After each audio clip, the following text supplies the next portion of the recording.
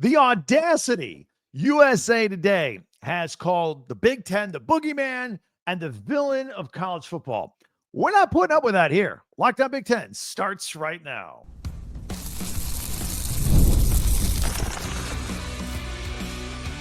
You are Locked On Big Ten, your daily podcast on the Big Ten Conference. Part of the Locked On Podcast Network, your team every day. Welcome to Locked On Big Ten. I'm Craig Sheeman, 40 years as a sports talk show host and play-by-play announcer, and I want to thank you for making us your first listen each and every day. We're free and available wherever you get your podcasts and on YouTube. Part of the Locked On Podcast Network, your team every day. Hit that free subscribe button down below while you're watching, if you don't mind. Today's episode is brought to you by FanDuel. Right now, new FanDuel customers can get $150 in bonus bets if your first $5 bet wins. So, the Big Ten ripped, called a villain, a boogeyman. We'll tell you who and what's going on. Plus, I will tell you who I think had the best transfer portal period in the Big Ten football-wise. Got a couple of honorable mentions as well. And we'll have our picks going into a big basketball weekend. But first, Matt Hayes of USA Today called the Big Ten the boogeyman of college football. And he says that the boogeyman of college football now joining the SEC as they both want to win at all costs. Well, yeah. The column slant was that the SEC has been like this all along, but the little brother, the Big Ten, has joined the SEC as villains of college football. Now, he must be new around here because people around the Big Ten, they don't like words like little brother. They're okay with words like boogeyman and villain. But to start throwing around the phrase little brother, people tend to get a little upset in Big Ten country with those words. Just ask anybody from the state of Michigan. Anyway, in just 3 years, he writes that the Big Ten took down the Pac-12, also signed the biggest rights deal in college sports history. And, oh, by the way, he mentioned that the conference has won the last 2 college football national championships, which they have. Kudos to us, right? He made the relation that the Big Ten makes more money than the SEC now. And now that the Big Ten is better than the SEC. Well, correlation, right? More money, you're better. That's how it works. Back in the olden days, and I mean prior to 2023, the SEC had won 11 out of 20 national championships in the 2000s. He went on to point out that the Big Ten got a little bit spooked when the SEC made its power grab and acquired Texas and Oklahoma from the Big 12. And then the Big Ten created the appearance of an alliance with the ACC and Pac-12, kind of huddle up together to protect everybody, only then to cannibalize the Pac-12 and destroy it. We'll answer some of these items here in just a minute. I just want to kind of check off the things in this article.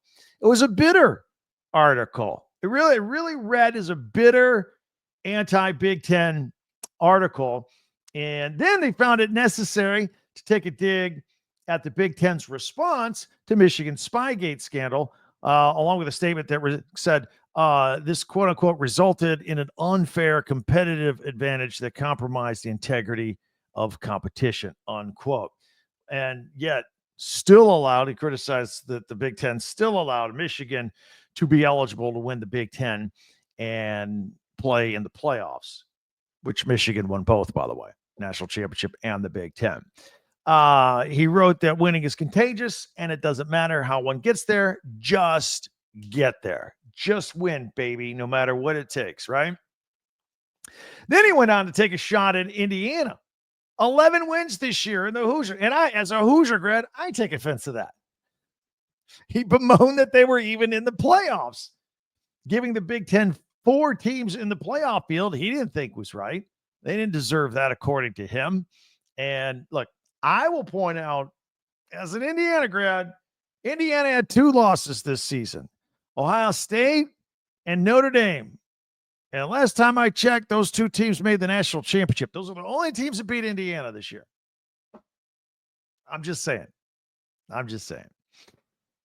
He said that Big Ten teams, they get breaks now. That's why they had so many teams in the college football. They get breaks that the SEC used to get. Now the Big Ten's getting favorable treatment.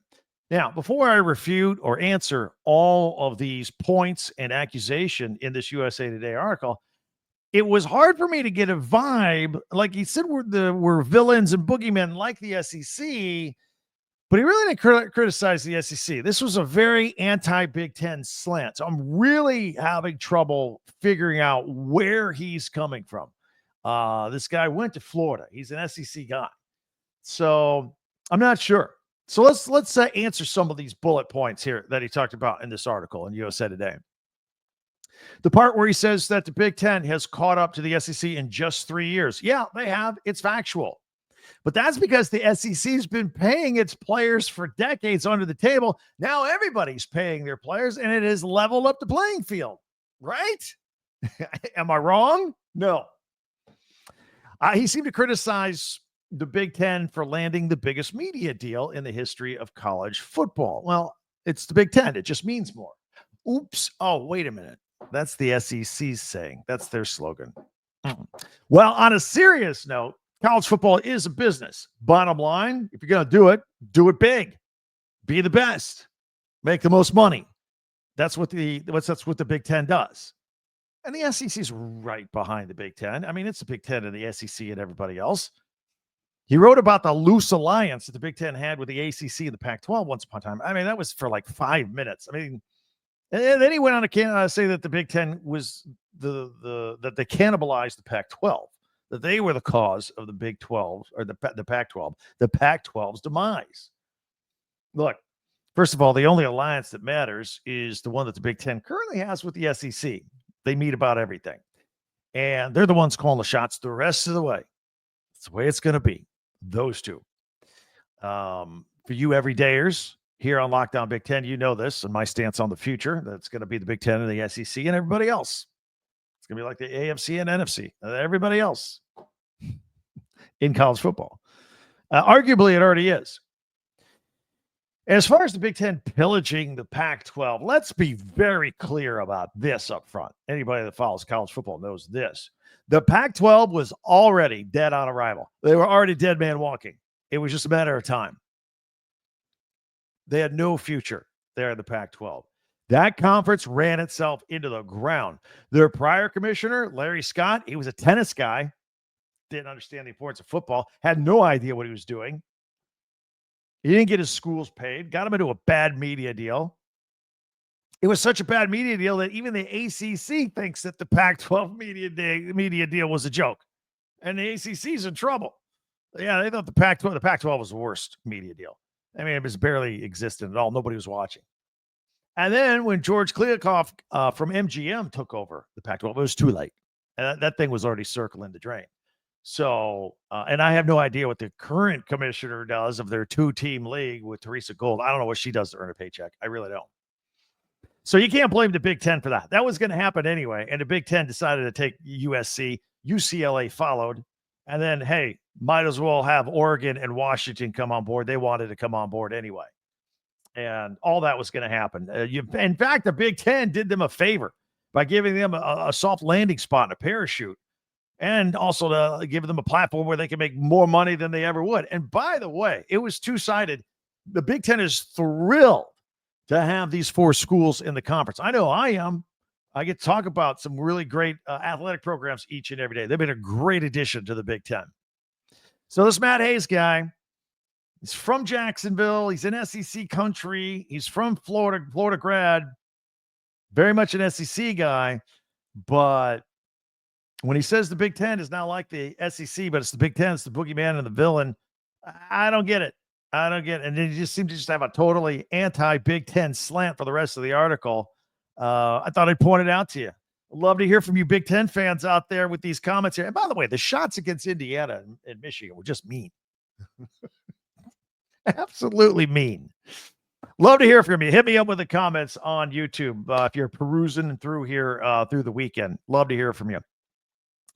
Also, going to ask you to go ahead and subscribe.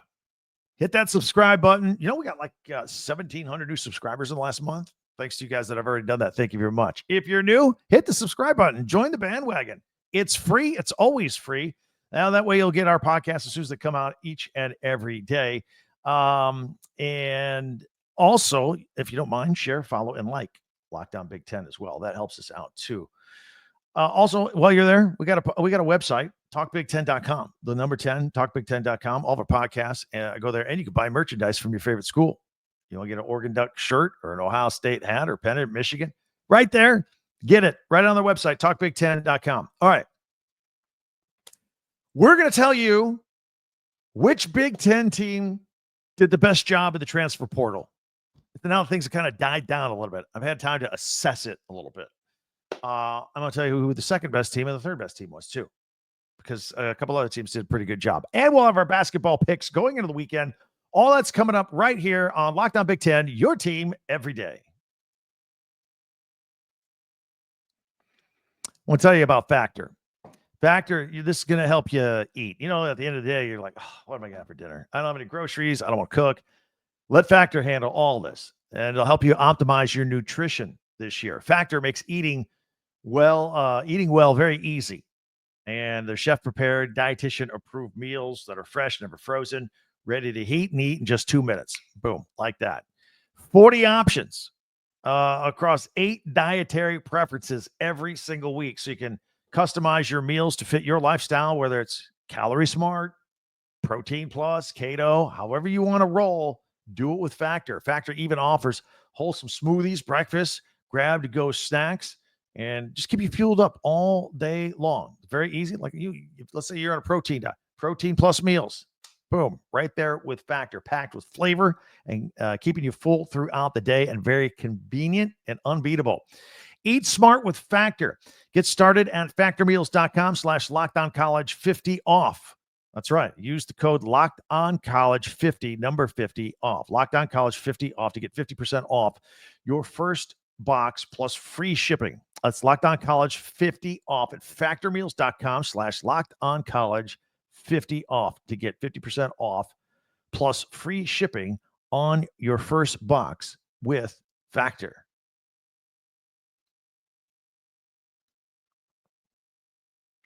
Thanks for making Locked On Big Ten your first listen each and every day, especially you everydayers out there. Meanwhile, be sure to hit that subscribe button down below and share and follow and like Locked On Big Ten, your team every day. And check out our website, talkbig10.com as well. Now that the transfer portal period has calmed down just a little bit, at least until the spring portal opens up, who in the Big Ten had the best winter as far as the transfer portal goes and success there? I think it was the Oregon Ducks. You got to give them credit, Dan Lanning and company. Now, I'm going to mention a couple other schools that did a pretty nice job. But let's start with the Ducks.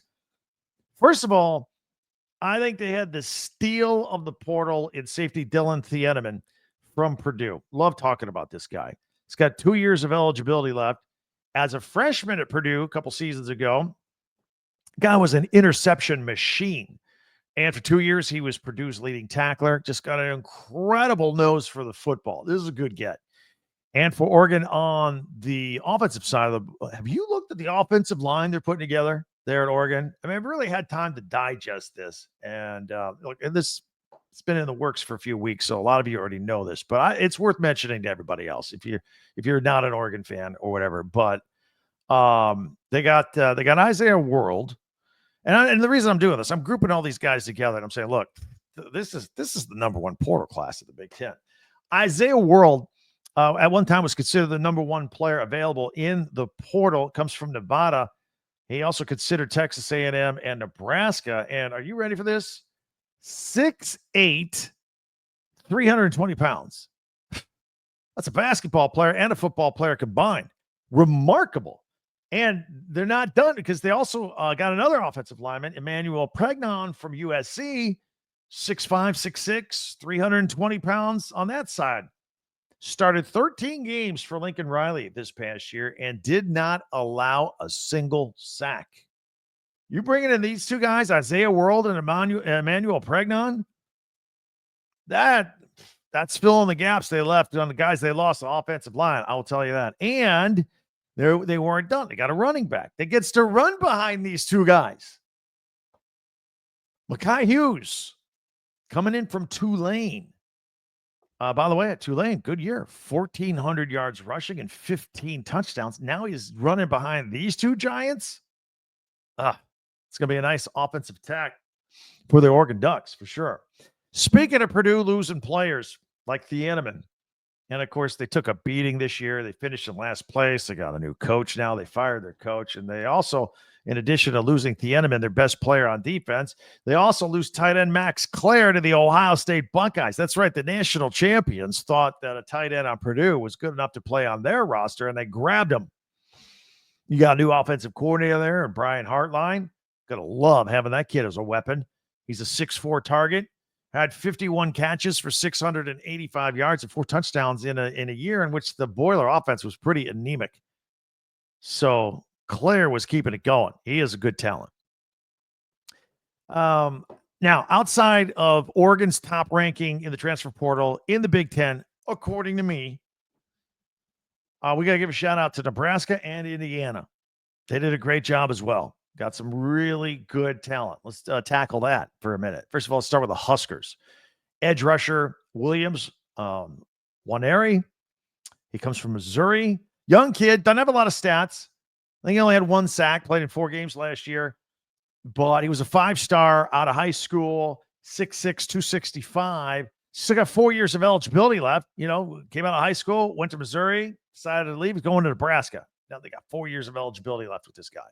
Only played 4 games, so that counts as a red shirt. And then on the offensive side of the ball, don't forget, and we talked about this, this feels like 2 months ago, we talked about how Kentucky wide receiver Dane Key, Kentucky SEC, 47 catches, 715 yards and 2 touchdowns, big 6'3" target. He went to Nebraska, so Dylan Raiola gets to throw to him. And I think, and I mentioned this a couple months ago, I thought the biggest factor in landing him, because he was considering a lot of schools. Daquil Shorts, the wide receiver coach at Kentucky, got hired by Matt Rule to come to Nebraska, and lo and behold, 2 weeks later, his star pupil, Dane Key, decides he's going to the Huskers. That was a huge factor. There's no doubt about it. Also, Indiana. Indiana got a couple nice pickups here. And look, this is how Curt Cignetti came into Indiana last year and got 11 wins. Took half a squad from James Madison with him. Now, a lot of these guys are gone. He's hitting the portal again. The one that surprised me the most was Notre Dame center Pat Coogan, fresh off of his national championship appearance with Notre Dame. And he wanted to leave Notre Dame, looking around. He was thinking about going to Michigan and said, how about I go to Indiana? That's a nice get. Going to anchor that offensive line. Surprise get by Curt Cignetti. Got to take your hat off to him there. And he's going to be snapping the ball to one of the most sought-after quarterbacks in the transfer portal, in Fernando Mendoza. He comes from Cal. Decided to go to Indiana. Liked whatever Curt Cignetti was selling. Cal, pretty good quarterback school, right? Aaron Rodgers, Jared Goff, Fernando Mendoza, now going to Indiana. A couple others I want to mention. Washington, they got corner Tacario Davis. He comes from Arizona. Interesting story, obviously, there. That's Jed Fish's old stomping grounds before he took the Washington job. So he recruited this kid. He knows all about him. And now he's bringing him to Washington. And 2 years ago, when Arizona was in the Pac-12, he was second team all Pac-12. Then they moved to the Big 12. And last year, he was second team all Big 12. Let's see if he can make the all Big 10 team in 2025. Who knows? But anyway, those are the schools I wanted to mention that I thought, Oregon heads and shoulders above everybody else. Nebraska and Indiana, nice job. And a couple of interesting stories there at Ohio State and Washington regarding the transfer portal. Now things have calmed down a little bit. We've got the rest of February. We've got March. Portal back open in April with spring football going on. Except at Nebraska, they're not going to do the spring game because they don't want anybody stolen in the portal. We've already done that, talked about that here. We'll probably talk about it again. Big weekend for hoops. Let's start with men's Big Ten basketball. One tonight, Friday night. UCLA is at Indiana, 8 o'clock Eastern time, 5 o'clock Pacific on Fox. Indiana coming off a big quad one win at Michigan State. Saturday, we got 16th ranked Wisconsin at 7th ranked Purdue, a top 25 matchup, top 20 matchup. 1 o'clock Eastern on Saturday on CBS. Washington is at Penn State. That'll be at 2 o'clock Eastern on the Big Ten Network. Minnesota is at USC. That's at 4 o'clock Eastern, 1 o'clock Pacific on the Big Ten Network. And 11th ranked Michigan State is at Illinois. That is Saturday night, 8 o'clock Eastern, 5 o'clock Pacific on Fox, nationally televised. Tom Izzo, Michigan State, he's one win away from breaking Bob Knight's all-time Big Ten win mark, but he's been stuck. They've lost 3 of 4. They didn't get the win against Bob Knight's old team, Indiana, earlier in the week. He's going to break through, right? I mean, Illinois is a good basketball team. They've been in and out of the top 25. They haven't been consistent, but they're good. So we'll see if Tom Izzo can get this mark on the road at Illinois Saturday night. You can watch it on Fox. And then Sunday, Michigan and Ohio State's always a big deal no matter what the sport. Michigan comes into this game ranked 20th in the country. It's at Ohio State, 1 o'clock Eastern on CBS. Nebraska is at Northwestern, 3 o'clock Eastern on the Big Ten Network. Iowa playing at number 25, Maryland. That's a 5 o'clock Eastern game Sunday on FS1.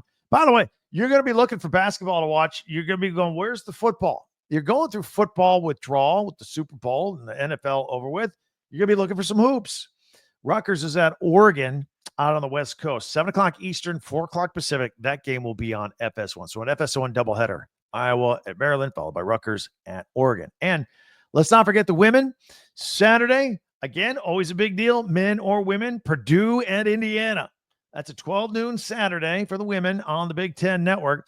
And on Sunday, a nice slate of women's games. Wisconsin's at Penn State, 1 o'clock Eastern, Big Ten Plus. Oregon at Minnesota, 3 p.m. Eastern, noon Pacific on Big Ten Plus. Nebraska is at Illinois, 5 o'clock Eastern on the Big Ten Network. And number 6, USC at Washington. Game on the West Coast, 7 o'clock Eastern, 4 o'clock Pacific on the Big Ten Network. And then the women, Michigan State, 22nd ranked at number 1, UCLA, 9 o'clock Eastern, 6 o'clock Pacific on the Big Ten Network. Big slate of basketball, couple weeks away from March Madness right around the corner. Want to give us your thoughts on that, or what I was talking about with the transfer portal? You want to agree or disagree on my Oregon takes? Fire away. Let's hear from you on the comment section. All right, coming up, we'll make our picks. All these great basketball games. I've picked a half a dozen of them. I'm going to lay my picks on the line. That's what we do on the weekends. That's coming up next in 1 minute right here as we continue on Locked On Big Ten. So stay with us for that.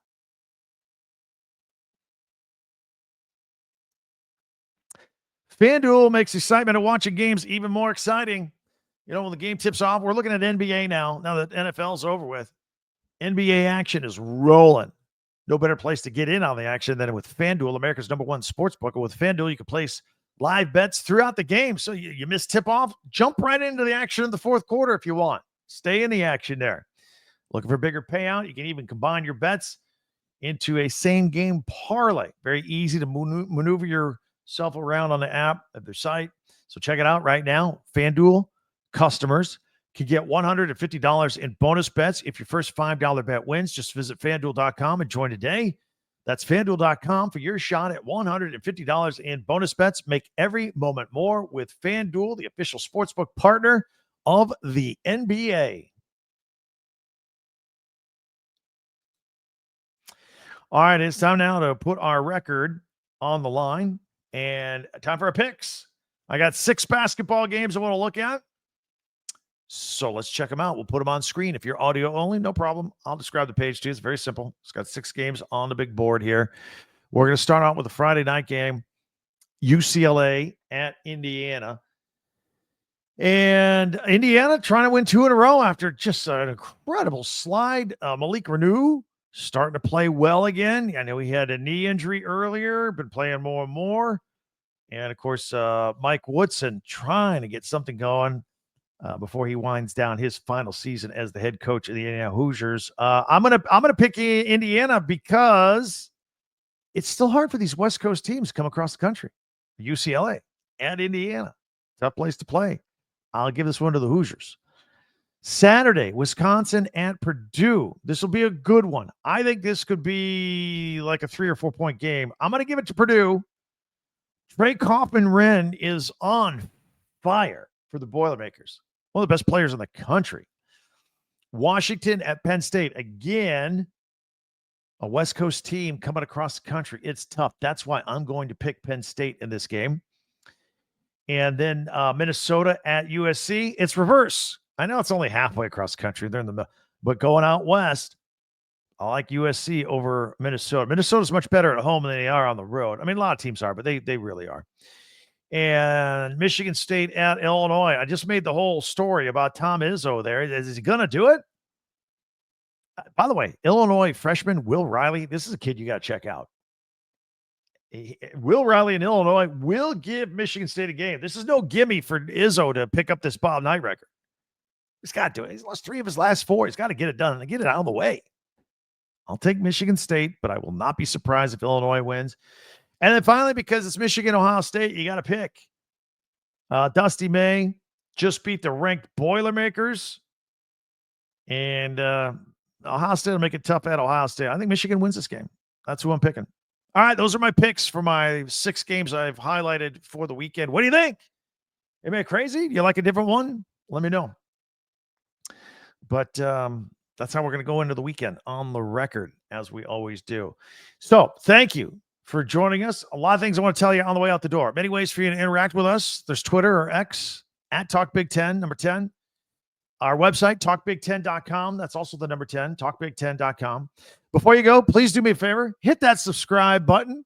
It's free, and you can follow this podcast right now on your favorite podcast app and to get the latest episode of Locked On Big Ten as soon as it becomes available each and every day. We'll be back on Monday morning with the latest. I'll be keeping my eyes on everything. Basketball, football news. This is the only podcast in America that talks about Big Ten athletics, where you get the news, the breaking news, mixed in with analysis by me and opinion by me and you, if I get to your comments. All right? Only place like it in America. Thanks for joining us. Have yourself a great weekend. Stay warm if you're up north. And we'll talk to you on Monday. For Locked On Big Ten, I'm Craig Sheeman. We'll see you next time.